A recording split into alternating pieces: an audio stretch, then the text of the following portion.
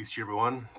Sorry, it's been a couple weeks. I've been really busy with life. Last weekend we had a birthday party, and that just ate up my weekend. We don't even drink, but we don't have to because people and food and fun can really wear you out. And that's what happened. Right now, I look exhausted.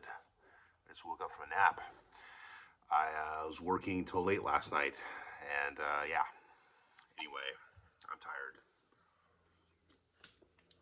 But I've been meaning to do this since my last video. So what I have right here,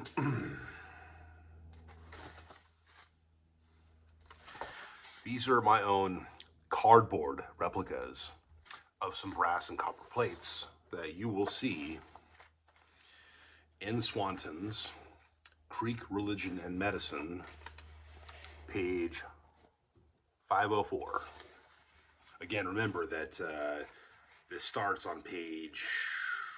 volume starts on page like 477 because there's a much larger volume containing this information. Okay, and so somebody took the bigger volume and cut it into multiple pieces, so to speak, and published multiple volumes. But anyhow, this right here is what's supposed to be one of the brass plates. You can see it looks like the letters AE on it and a couple of holes. This is 18 inches in diameter. This is what's described. The location is approximately as it appears in the picture. When looking at the Etowah, Georgia discoveries, you will actually find stuff that looks like this. You'll find probably smaller scale different copper axe heads. Now, on one of the like museum websites, I can't find the dimensions of the axe heads for some stupid reason. For some reason, I can find the dimensions of the knives and other things like earrings, but I can't find the dimensions of the axe heads. So I can't really make a fair comparison. Also, I didn't see the dimensions of basically a brass or copper disc that was about the same size as this, but with a hole in the middle of it, which is interesting. Now, this, as described in this book,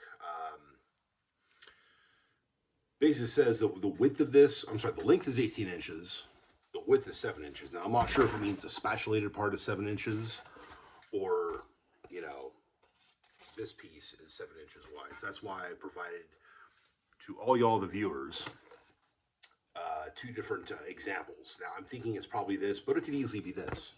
If it's a ceremonial item as it's supposed to be, it could be these, but it could also be these, because I believe it was, let me see, I believe it's James, is it James Adair? I believe it's Adair.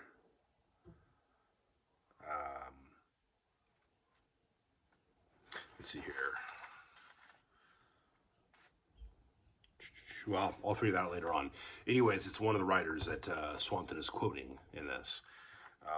I'll read some other portions of this here in a minute, but basically these are supposed to be what the Tuckabatchee medicine men are supposed to have, or at least were supposed to have had, at least into the early part of the 20th century. So about 100 years ago, roughly, they still had these things, the original ones, purportedly. And also, I believe, well, we'll get into that actually. Let me jump ahead for a second. There's a quote from George Washington Grayson, who I mentioned before. He also was at one of the busks or green corns for Tuckabatchee, and he was honored as a special guest from Coweta, because that's where he was from. That was his tribal town / ceremonial grounds. Anyhow, when Grayson visited the Tuckabatchee busk in 1917, he made the following reference to these plates. Okay, he says, quote, "The Indians," he's an Indian as well, right? He's a citizen by blood. Okay, the Indians declare that they were given to them from on high at a very early period of their existence, as a people and attribute to them profound sacredness. From such information as I have been able to secure respecting these curious objects, it would seem that some 70 or more years ago they were much more come-atable. In other words, that the custodians were more readily induced to permit them to be seen than in later times. I want to do this in an Okie accent. I find that the present custodians appear to regard them with a degree of awe that is more pronounced than in earlier periods. It is asserted that these objects have not been disturbed or removed from their present enclosure for many years because, as it was explained, the old medicine men, who by their powers of magic could handle them without detrimental consequences, had all passed away. It seems to be firmly believed that should they now be taken out or handled by persons untaught in the mysteries and magic of the old medicine men of the past, dire results such as sickness and inordinate degrees of virulence, fatalities in the families of the town, destructive windstorms, and various other sinister phenomena would occur. So when one was asked why they did not take the plates out and wash and brighten them up, as was the early practice, the answer came promptly, quote, because there is none competent, unquote. They must neither be handled nor touched by water, lest great evils result. Moreover, they seem to speak of them with care and caution, closely bordering on fear, lest some evil befall them as a punishment for having spoken too freely of such sacred objects. Interesting.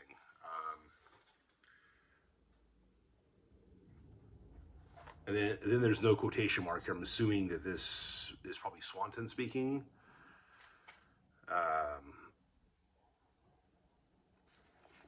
So yeah, it says, but some of these plates are now reported to be broken and parts lost, which is not to be wondered at, as for a long time they were kept in a box back at the Miko's bed, along with the Yatasa, the war club, carried by the women, exposed to any inquisitive passerby not overblessed with scruples.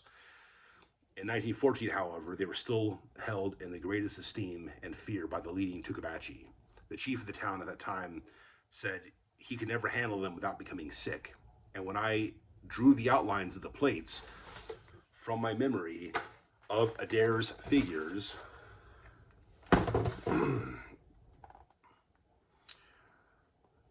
he recommended that I tear them up and throw them away, or ill would certainly befall me before I got home. The continued handling is supposed to drive one crazy. If some of these are brass, as stated by Adair and conceded by subsequent writers who have had a chance to examine the plates, the European origin of at least a portion of them is assured, as it is plainly indicated also by the letters, if they have been correctly copied. Again, he couldn't actually verify that this is exactly what that plate looked like because he wasn't allowed to see it. Baron Dubois, mentioned above in the quotation from Pickett, who is said by him to have, quote, long lived among the Tuckabatches, the way it's spelled, end quote, believe that these plates owe their origin to De Soto and his companions.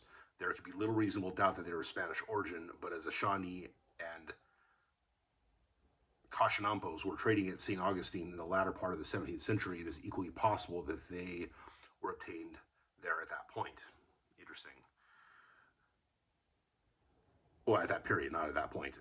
They share with certain objects among the plain tribes in any veneration bestowed upon European articles when they first made their appearance, and which they would certainly have failed to elicit in a later time after that familiarity had developed that, quote, breeds contempt. All right, so, yeah, so the theory here is that this plate, as acquired by the Tuckabatchees, it's probably of Spanish origin, given the letters.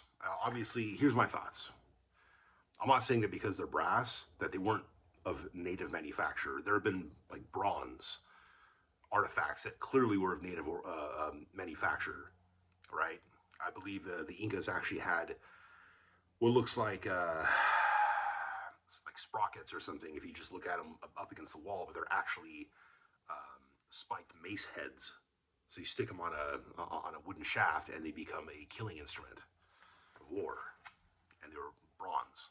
Okay, so the idea of bronze and brass existing in the northern part of the Western Hemisphere pre-Columbus does not really surprise me.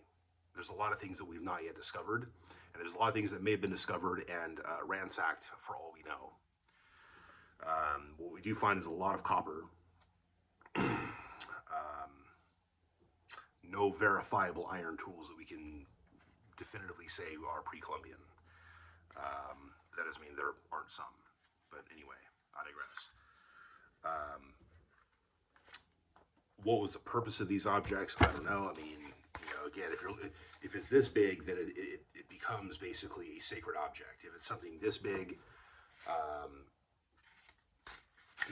stick a piece of wood on it, especially a piece of wood about yay wide, and it looks like one of the axe heads you'll find at the Etowah, Georgia, discoveries. Like there's one that has like a stone handle with a copper head, and there's other copper heads that appear to have had wooden handles that have since been deteriorated over time. And so, I don't know. If you read in the same book, you'll see that there's two different theories about the origin of these plates. And you got several writers writing about this stuff too. And there's also, there's like, of these ones, there's one that's a 1.5 feet long, 18 inches, and 7 inches wide. That's the spatulated part, I'm assuming, again, unless this is the actual dimension.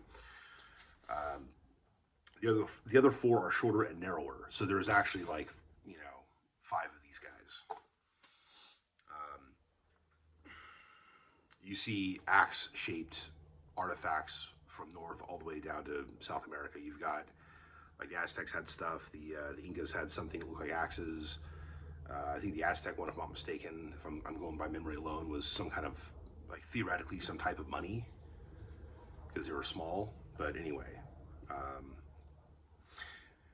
yeah, there's basically there's the belief that, oh yeah, so here's one of the quotes here. This is from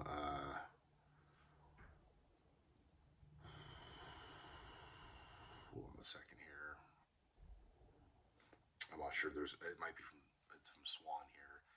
It says another tradition is that the Shawnees gave the plates to the Tuckabatchees as tokens of their friendship, with the injunction that they would annually introduce them in their religious observances of the new corn season. So at the green corn, they would bring Shawnee representatives. But the opinion of Apotheliaholo has an O at the end. You see the spelling. I'm reading it as it's spelled in this book. So, but the opinion of Apotheliaholo, one of the most gifted of the modern Creeks, went to corroborate the general tradition that they were gifts from the Great Spirit. So, one theory is they came from the Great Spirit. One theory is that they came from the Shawnee. That's the tradition. Those are the traditions, not the theory. The theory is that maybe they came from DeSoto or something, according to one of these, later authors. Either way, it's some pretty fascinating stuff. So, let's see. Is this the page I want to do, or is it this one over here?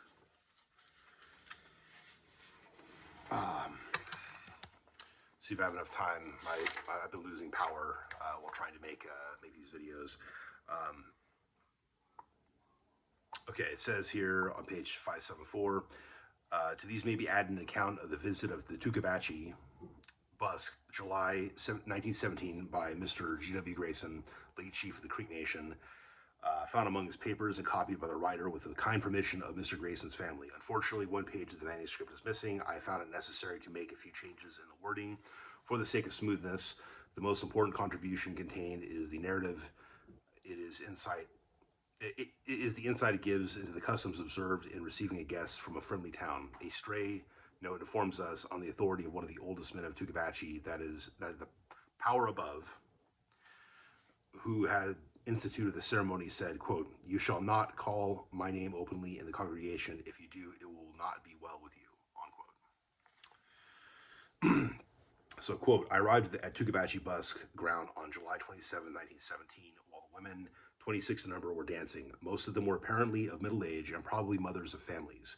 They appeared to be very respectable women and were adorned with long, wide ribbons of silk flowing gorgeously from their heads, very much like the women whom we saw 5 years ago in the dances of this kind, as then conducted by the Okfuskies near the present town at Eufaula.